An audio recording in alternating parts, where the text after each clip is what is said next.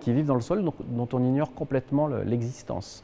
Et donc, être à la voie de la santé du sol, c'est remettre le sol au premier plan pour vous dire dans le sens inverse, effectivement, un sol de qualité, c'est des aliments de qualité avec des nutriments essentiels et c'est une alimentation de qualité et c'est la santé pour tous. On a réalisé, avec beaucoup de lectures et d'échanges, que les sols étaient très dégradés, les sols agricoles étaient très dégradés en Europe et ailleurs, par des décennies de pratiques très intensives.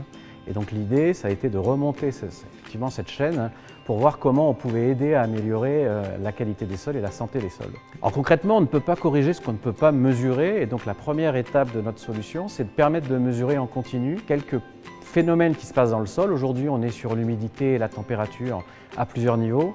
Et le but, c'est évidemment de savoir si le sol est suffisamment humide, et il y a des conditions pour ça, et si la température à l'intérieur fait que ce sol-là est propice au développement des bonnes bactéries et pas forcément des mauvaises. Au Château Gigonien, on a 110 hectares sur 4 appellations. Ce qui nous a intéressé aujourd'hui, c'est vraiment l'évolution des sols, l'évolution aujourd'hui du climat qui va dans un sens un peu négatif, on peut se le dire. Et aujourd'hui, l'enjeu qu'on a, c'est de remettre notre végétal au cœur de tout, mais aussi le sol. La première chose, c'est qu'on a voulu faire une solution qui soit simple et économique, de manière à démocratiser l'accès à ces données, puisque les capteurs existants ne sont pas forcément toujours accessibles et toujours faciles à installer. Elle nous donne une température du sol à 60 cm, à 30 cm, une température extérieure, une exposition à la lumière, température, vent, des projections sur une semaine qui sont assez précises. La piste principale, c'est d'abord de collecter ces données pour les besoins de l'agriculteur, et donc de lui fournir avec des analyses dans le cadre d'une application mobile qui doit aussi être très simple à utiliser. Donc ça nous permet de voir le réchauffement du sol et voir l'influence que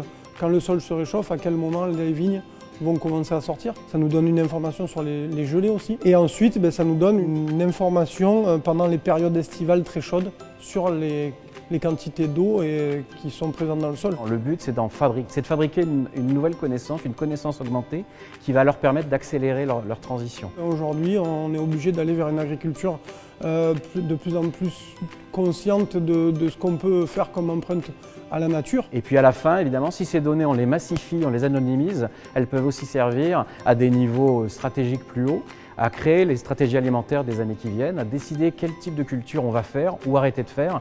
Il y a de toute façon un très grand remue-ménage en cours dans l'agriculture en France et à l'étranger.